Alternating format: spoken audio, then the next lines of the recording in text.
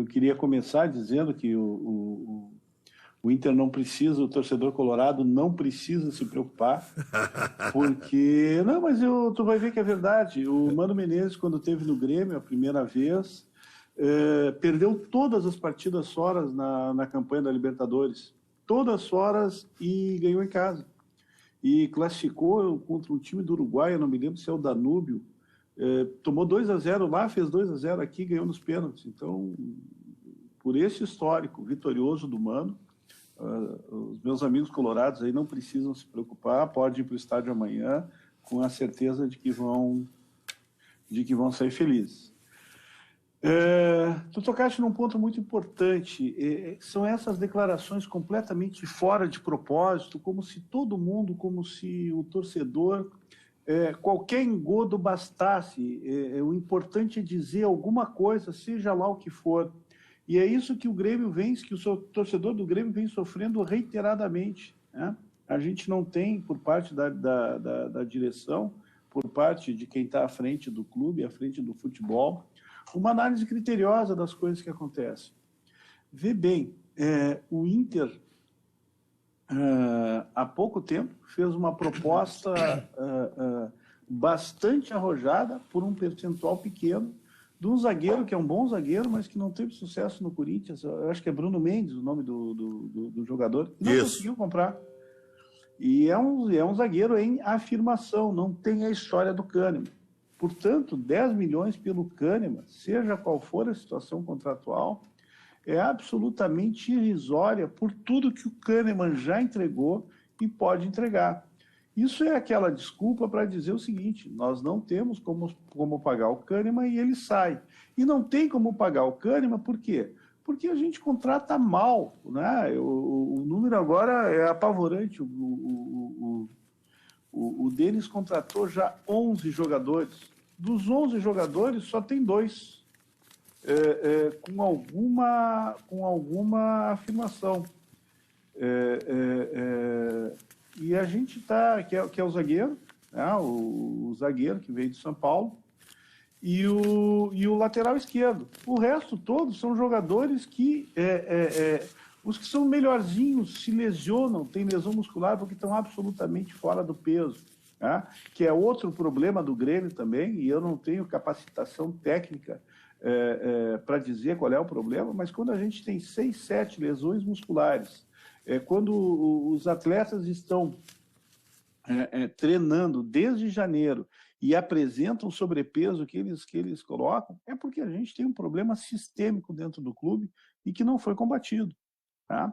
Então, assim, o torcedor do Grêmio vem sendo desrespeitado com as declarações do jeito que estão sendo dadas, tá? E aqui eu estou falando só da parte política, tá? Porque se a gente pegar qualquer entrevista de pós-jogo, tu pode trocar o jogo, se tu pegar uma entrevista do jogo do Grêmio que aconteceu há 2 meses atrás e colocar no jogo de ontem, era rigorosamente a mesma coisa. O Grêmio jogou bem, teve muitas oportunidades, a partir de agora o Grêmio está não crescendo, o Grêmio dominou o jogo, controlou o jogo e vimos um desenvolvimento tático muito importante e a gente não vê isso, né? O que a gente vê no Grêmio dentro de campo, né? Em função da pobreza técnica que o Grêmio tem, né? O Roger tem, com todas as críticas que se podem, a exata noção do que ele tem na mão, tá? E os jogadores do Grêmio treinam aquilo que o Roger quer. O Roger comanda esse time. E o Roger, ciente da limitação, decidiu o seguinte: deixa 6 jogadores atrás da linha da bola e ataca só com 4 jogadores. Atacar com 4 jogadores já é difícil quando tu tem um elenco como o do Flamengo. Atacar com 4 jogadores, tendo de um lado o Biel, do outro lado o Janderson, no meio um jogador de 35 anos com no mínimo 10 quilos de sobrepeso, é quase que impossível, os gols são ocasionais. Mas o Roger decidiu isso, diante daquilo que ele vê no elenco, tá? E não acrescenta mais nada, nenhuma outra inovação. Aconteça o que acontecer, O Grêmio não toma gol de contra-ataque, por isso que vem desfilando esse monte de 0-0, e talvez tome um gol ocasional alguma vez, como poderia ter tomado um gol, não fosse o Grando e não fosse a trave. Tá? Então, o Grêmio fez uma escolha para isso.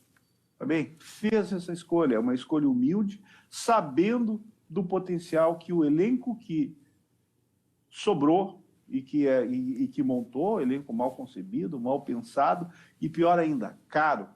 Né? É isto que sobra para o Grêmio, porque as decisões foram tomadas. A gente não tem jogadores da qualidade que nós temos por acaso. A gente tem jogadores da qualidade que nós temos porque alguém decidiu que o Grêmio teria esses jogadores e iria enfrentar a Série B com esses jogadores. Tanto que, tirando o Lucas Leiva, que tem uma história, tem um cartel, tem um currículo para apresentar, os outros jogadores que estão confirmados talvez acrescentem muito pouco da qualidade que o Grêmio precisa. O Tassiano já jogou aqui, a gente sabe o que o Tassiano é capaz. Ele foi muito bem numa partida contra o Pelotas, lá em Pelotas, que ele fez um lindo gol, e depois ele nunca desempenhou mais. Mas aquela partida contra o Pelotas manteve o Tassiano em alto nível. E o outro jogador, o Guilherme, que vem, eu não me lembro dele da passagem do Grêmio, depois ele teve uma passagem pelo Sport e depois andou vagando pelo mundo. Ou seja, talvez seja melhor do que nós temos, mas em termos de Grêmio não é muito relevante. E qual é a característica de todos eles? É que todos já passaram pelo Grêmio. Ou seja, o Grêmio não é aquele que vai descobrir o jogador lá na Série B, no interior de São Paulo, no interior de Minas Gerais, que pode ser promissor. O Grêmio não tem esse trabalho, ou se tem esse trabalho, quem decide não acredita nesse trabalho. O Grêmio pega aquele jogador que ele já conhece, aquela referência que ele já conhece. Por quê? Porque já passou pelo Grêmio. Olha a característica dos 3 jogadores que estão vindo. São jogadores que já passaram pelo Grêmio, é o único referencial que eles têm, porque se eles estivessem em qualquer outro time e nunca tivesse passado pelo Grêmio, o Grêmio não teria o histórico dele. Então, essas decisões a gente não chegou até aqui de graça, a gente vem persistindo no erro, e tá aí. Talvez aí seja a nossa culpa, como agentes políticos do clube, como torcedores, a gente vem sendo massacrado com um festival de bobagem, um festival de asneira, que a gente ouve de pessoas sérias, porque são pessoas sérias. O Denis é um sujeito maravilhoso, é uma pessoa muito séria. O Romildo também é uma pessoa muito séria, mas ele nos assola com um festival de bobagem, com uma engambelação, como essa história do Kahneman. Ora, o Kahneman deu certo, o Kahneman tem a cara do Grêmio, o Kahneman tem a característica do Grêmio, ganha muito. Por quê? Porque o Grêmio sempre cedeu para todo mundo, na renovação de contrato, valores milionários, por isso que chegou nesse patamar. Agora, abrir mão do Kahneman, em troco do quê? Em troco de 10 milhões de reais? Pelo amor de Deus.